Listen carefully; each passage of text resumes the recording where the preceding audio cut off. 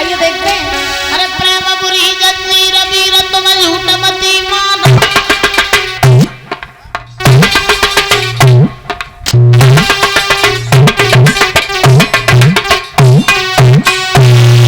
प्रेम बुरी जंजीर वीर तुम झूठ मती मानो।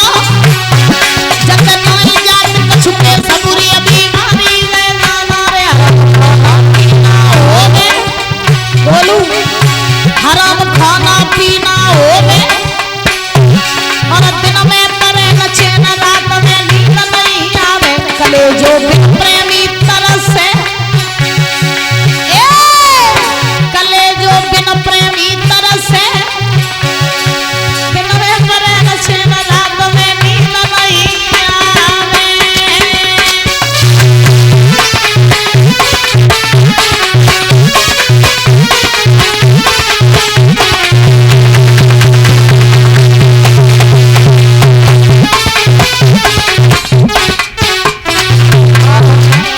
भैया जी का और भजन था। पत्थर के श्याम तुमने हमसे मिलाना छोड़ दिया।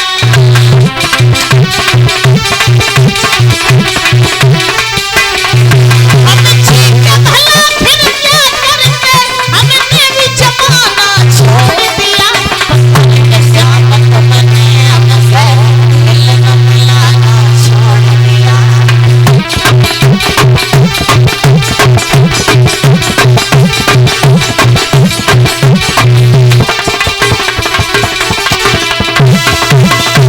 तो ये 7 दिन की जो कथा थी ये विराम हो गई है।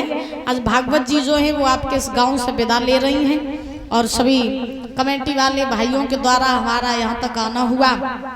खैर हम सबका नाम तो नहीं जानते हैं। रुपया ही बहुत बहुत धन्यवाद है।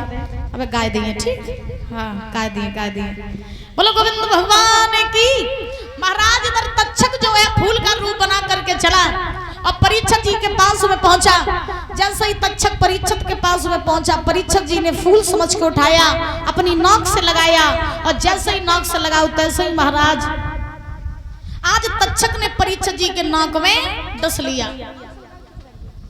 बोली गोविंद भगवान की। जैसे ही परीक्षित जी को नाक में डसा तैसे ही परीक्षित जी घूमे आ जाए कहूं जाओ ना बैठो। आज परीक्षित जी पछाड़ खा के गिर पड़े। भगवान के विमान आए और परीक्षित जी को विमानों में बैठाल करके महाराज परम धाम को लेकर के गए। आज प्रमाण ये मिला है। अरे खाए राजा का रे भैया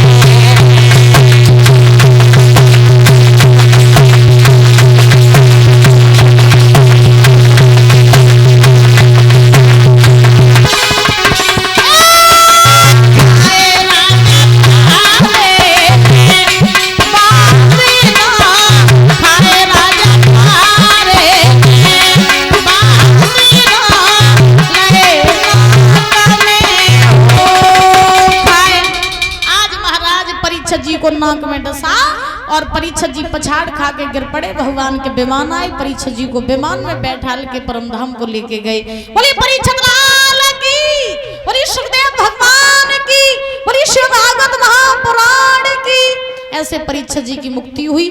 मुक्ति क्यों हुई? क्योंकि उन्होंने 7 दिन की कथा को भाव से सुना था। और याद रखो जो कोई भी भगवान की कथा को भाव से सुनता है या करवाता है उसका मोक्ष अवश्य ही हो जाता है। और वैसे तो कथा 7 दिन क्या 7 जिंदगी भी निकाल दोगे ना तो भी पूरी नहीं होगी। लेकिन सुखदेव भगवान ने परीक्षित जी की मुक्ति कराने के लिए ये महाराज 7 दिन का अनुष्ठान करवाया था।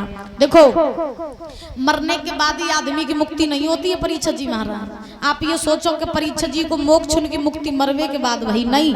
परीक्षित जी का मोक्ष उनकी मुक्ति तो तभी हो गई थी। कब? जब उन्होंने हस्तिनापुर का राज्य छोड़ा था और वन में आकर के महाराज सुखदेव जी महाराज से मिले थे। असली मोक्ष, असली मुक्ति होती क्या है? असली मोक्ष तो वो होता है कि जीते जी ये आत्मा परमात्मा में लीन हो जाए, जीते जी हम संसार से विरक्त होकर के परमात्मा में मिल जाएं, वही होता है असली मोक्ष, असली मुक्ति। न कहूं तो मरवे के बाद आदमी की मुक्ति नहीं होती महाराज।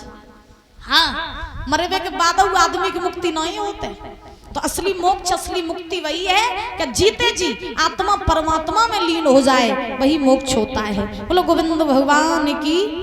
ये 1 कुंटल चावल फेरू सिंह नगरिया से और 500 रुपए ये राम प्रकाश नंगला मुरार से भागवत दान कर रहे हैं। 100 रुपए राजेंद्र सिंह नंगला खोकन इनकी तरफ से आए हैं। जोरदार तालियां बजाएंगे दानदाताओं के लिए। बहुत बहुत धन्यवाद है। और ये कलश वाली कन्याओं की ये विशेष फरमाइश आई थी।